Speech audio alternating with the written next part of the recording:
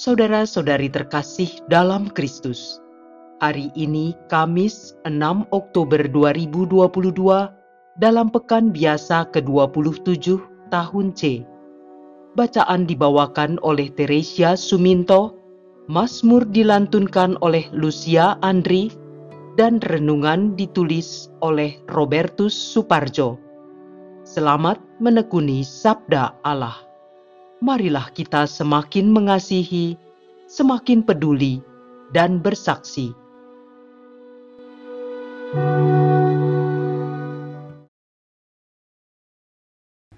Dalam nama Bapa dan Putra dan Roh Kudus. Amin.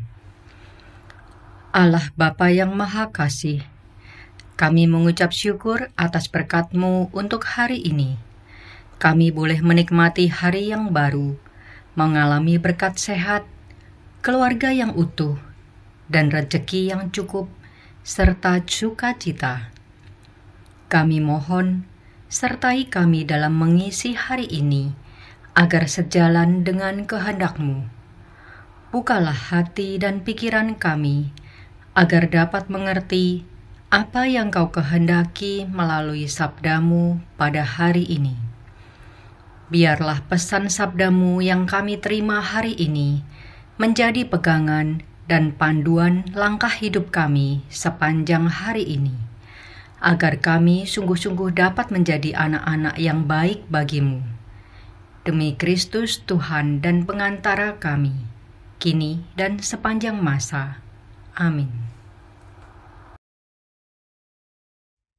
Bacaan dari surat Rasul Paulus kepada jemaat di Galatia, bab 3 ayat 1-5. Hai orang-orang Galatia yang bodoh, siapakah yang telah mempesona kalian? Bukankah Yesus Kristus yang disalibkan itu telah dilukiskan dengan jelas di depanmu? Hanya ini yang ingin ku ketahui daripadamu. Adakah kalian menerima Roh karena melakukan hukum Taurat? Atau karena percaya kepada pewartaan Injil? Adakah kalian sebodoh itu? Kalian telah mulai dengan Roh. Maukah sekarang kalian mengakhirinya dalam daging? Sia-siakah semua yang telah kalian alami sebanyak itu? Masakan sia-sia? Jadi, bagaimana sekarang? Tuhan telah menganugerahi kalian Roh dengan berlimpah-limpah, dan Ia telah melakukan mukjizat di antara kalian. Apakah Ia berbuat demikian karena kalian melakukan hukum Taurat? Atau kalian percaya kepada pewartaan Injil? Demikianlah sabda Tuhan.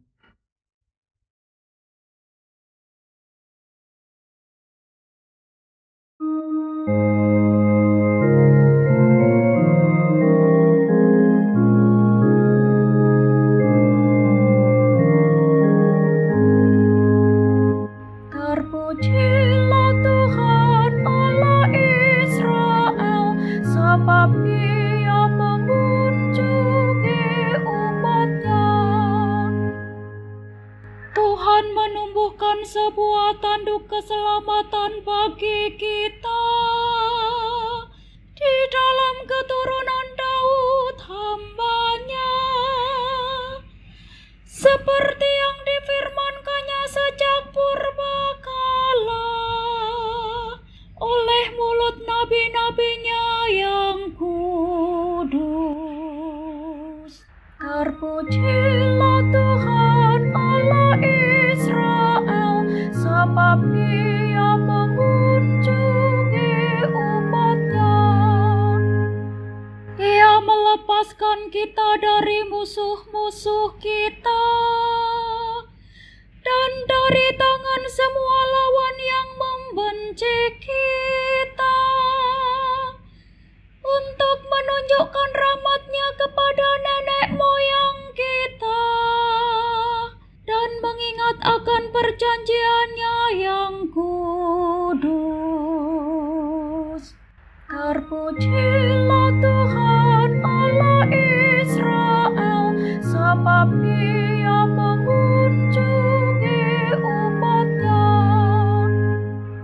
Sumpah telah diucapkannya kepada Abraham bapa leluhur kita, bahwa Ia mengaruniai kita, supaya kita terlepas dari tangan musuh,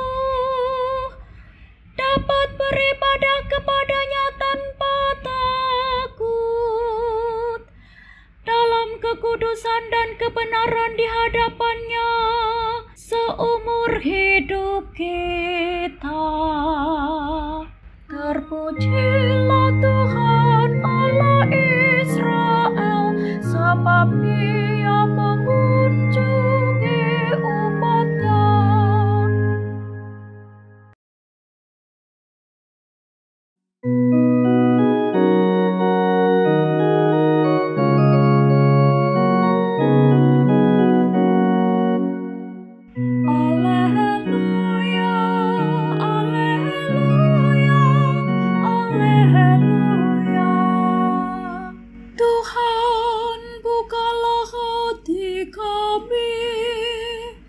Supaya kami memperhatikan sabda anak-Mu. Alleluia, alleluia, alleluia.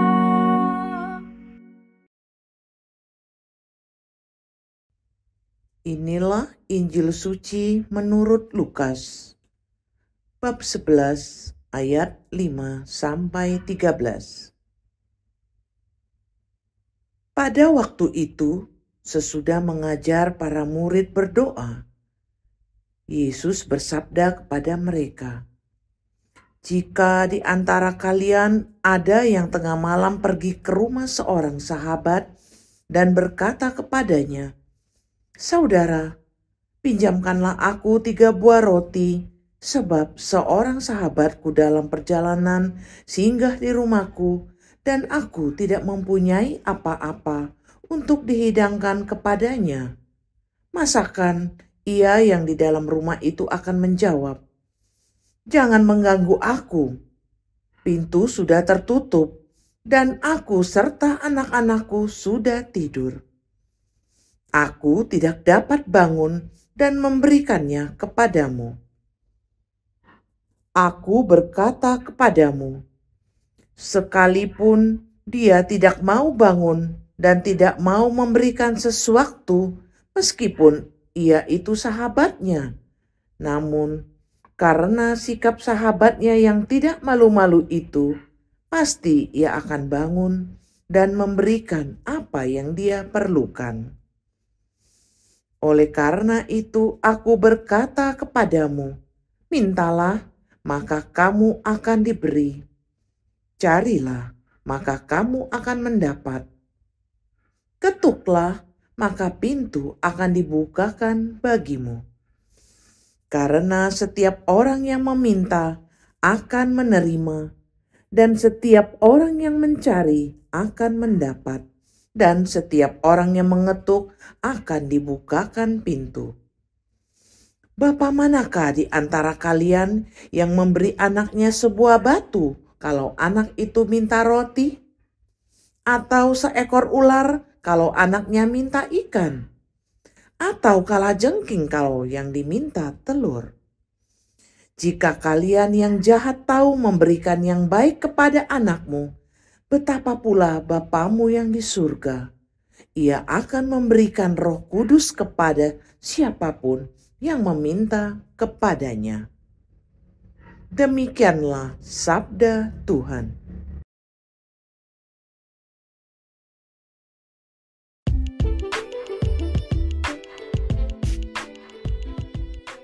Allah sungguh murah hati. Renungan dibawakan oleh Patricia Yuwono.